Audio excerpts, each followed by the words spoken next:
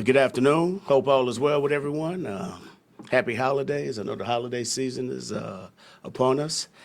With that said, feels good coming off a good team victory. We found a way to drag ourselves across the finish line together, and we're going to continue working to do so. With that said, I'm all ears. Coach, only one touchdown in the second half last week, and that's kind of been a trend when y'all get up big in the first half. Some people say it's taking your foot off the pedal. Some say you'll keep it on enough. What's the mentality when you have a big lead going into the second half? The mentality, it remains the same. The thing that we got to make sure that we're doing is keeping our guys focused and locked in. Our players got to make sure that we're not taking anything for granted. Just because we have a lead does not equate to a victory. We have to learn to strain to finish, and we need to learn to play every play as if it's by far the most important play. And we can do a much better job of that. Coach, Mahomes had like a toss to Jerick McKinnon and took off, and I think that's probably going to be something that everyone talks about for a while, that touchdown. When you went back and saw that, I talked with Jerick after the game, and he said that that's something that you guys have actually practiced during camp. How many times do you actually practice plays like that that are just improvised? You know what? Things happen. I'll say this. It's amazing because sometimes these guys can amaze you in many different ways. And obviously the play it broke down, Pat decides to scramble and make something happen. And those guys were on the same page. We always work on plays when we can extend it and guys know exactly where to go and they understand exactly where they need to be. And Pat does a great job of keeping his eyes downfield, and he just locates receivers. And their job is to make sure that they're in the right place. But on top of that, if he's throwing it to you, make the play, make it happen. And so that was just by chance one of those things that just happened. And we see that type of stuff, unfortunately, every day. It's not anything that we take for granted, but it's just something that you find to be amazing once it happens on game day. Eric, you've got kind of a 1-2 thing going on now at running back.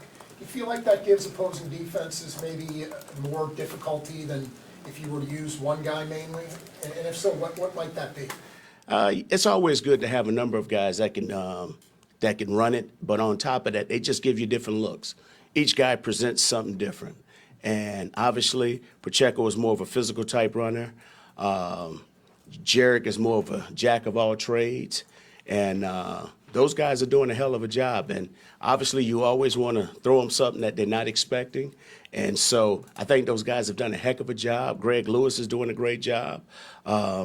So whoever's number's called, they know that, hey, they need to perform. And they understand exactly what their job is, but they also understand when they're in there, they have to make the very most of that opportunity. Coach, it's rare Patrick will throw multiple picks in a game. When he does have those games, what do you see from him the next week as he tries to sharpen and correct those things? You know what? It's not anything different that I'm seeing. It's making sure that he's focused and locked in and not talking himself off the edge. And you got to understand, he's a very competitive kid.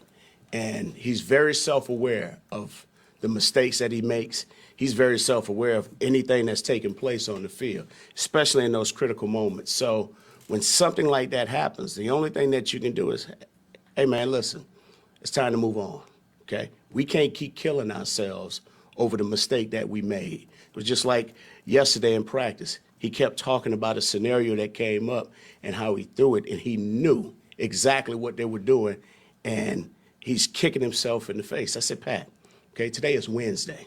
Today we play the Houston Texans. Do not worry about that, okay? The only thing that we need to make sure is that we're not putting our team in a very vulnerable state, okay? Because when something like that happens, it tends to take the wind out of everybody. So let's make sure that we're controlling the controllables. And the only thing that we can control is what we do today. Eric, this is a big picture question. You guys had a lot of success running the ball under center down the stretch, ending the game that way. Just what are the benefits to under center running for you guys? I think some of the benefits is, I know the running backs will tell you, it gives them more of an opportunity to run downhill. Gives them more of a running start. Ideally, it allows the O-line to come off and present different angles and run blocking schemes. But our gun run production has been pretty good as well. Now, that particular run I thought Pacheco made, obviously was well blocked.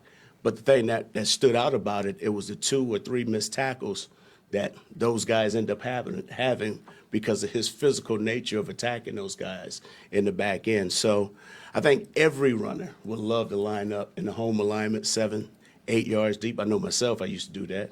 Now I look like a big old ball back there. But those guys are doing a heck of a job when presented that opportunity to do so. You've got Kadarius Toney and McCole Hardman trying to work their way back. How have they looked in practice to you? You know what, Dave? I'll say this. Our training room has done a great job of getting those guys ready, to participate with practice, but we'll just see how it goes. And, the thing that, our training room does, they do a great job. So we're just going to go from there and see exactly what takes place. With Isaiah, he gets pretty excited. He was obviously excited. That was a game ender, so it was just kneel down after that. But how have you had to manage his kind of excitability to make sure he's doing, the right things on the field? You know what? That's a part of him. So he's going to play excited regardless. So after every time he touches the ball, he has this juice and this energy. And I told you before, I want that same juice after every play call. Like, yeah, I just called that play. You know what I mean? So, but he's enjoying it. And you do not want to take that from him because that's a part of who he is. He loves that. It re-energizes him for the next play. But that's something that Pacheco has within him, and we're just going to ride with it. Last one, everyone. Thanks, everybody. Thank you.